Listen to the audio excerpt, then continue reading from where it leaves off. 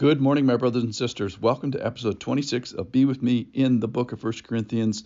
Today is running to the sexual oasis.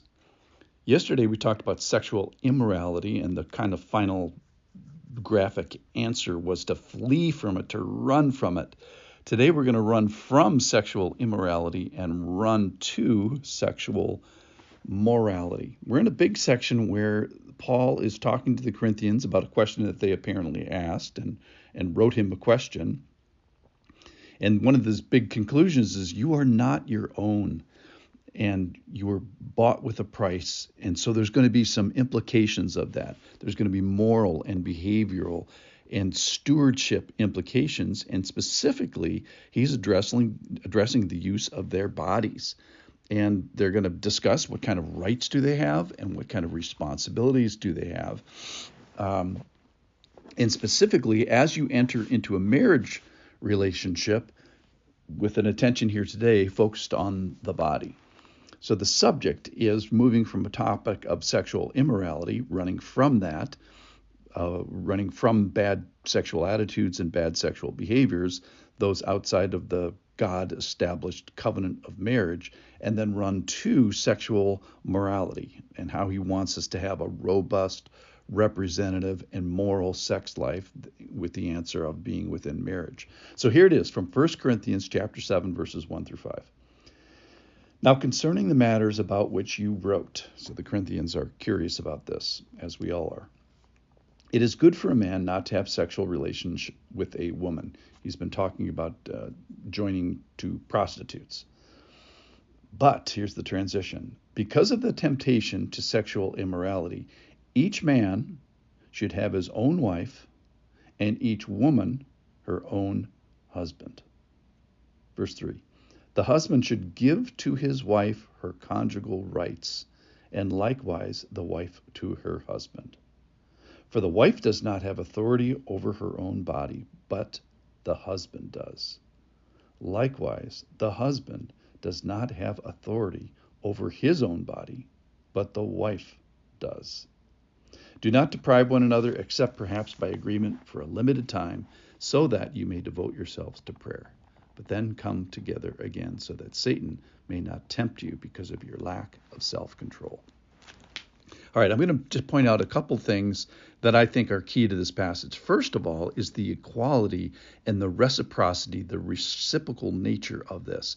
That exactly in this passage, what is asked of women is equal to what is asked of men. That is, don't defraud, don't deprive, make it exclusive, be faithful, embrace your spouse as no other.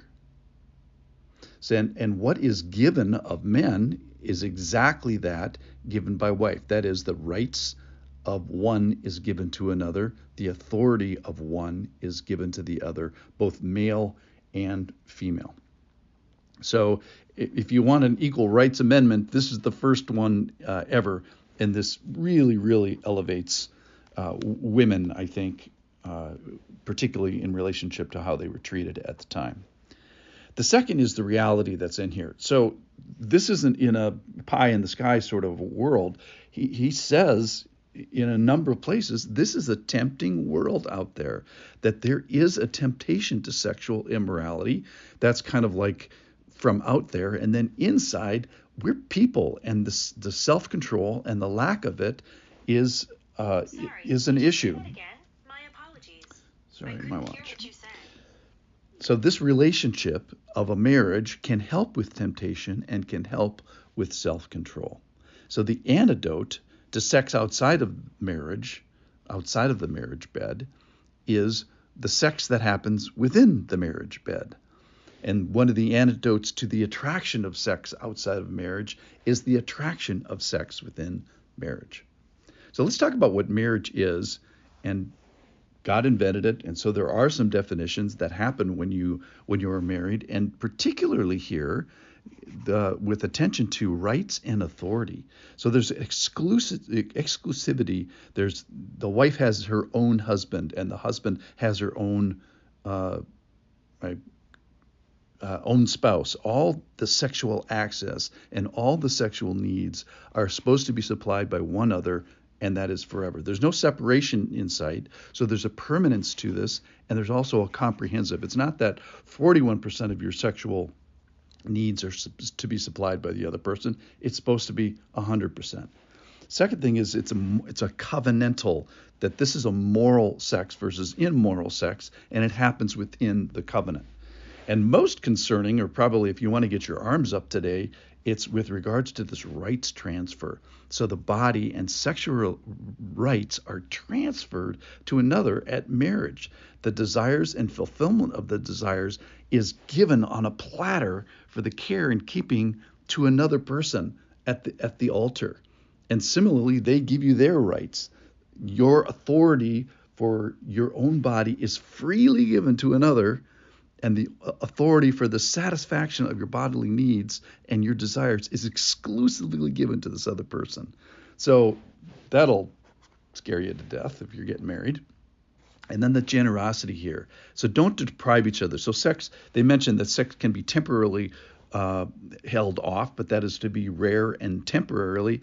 And the context here is for a regular, functioning, ongoing sexual relationship within marriage. It's free, it's generous, it's understanding, it's abundant, it's satisfying, it's fulfillment, and it's careful. So as you embrace the sexual arms of the spouse while they're embracing your sexual arms, and there's this expression of protection and prevention of immorality and enjoyment. And just the care is the other part of this thing that's kind of the subtext. Is they gave you these rights. They gave you this authority. So one of the final questions is, how can I be more careful? How can I take better care of the sexual person that God has given me? How can I protect that person? How can I establish the permanence of this relationship? How can I protect its exclusivity? How can I better be a steward of the authority and rights and responsibilities that this person has given me in marriage? So what a great passage today about the goal that we should be shooting for. And just the picture I get, the word is not in the passage, but the picture I get is that we're to be fleeing from something that is sexual immorality and running to something which is the sexual or oasis that is described here in 1 Corinthians chapter 7. Thanks for being with me. See you tomorrow.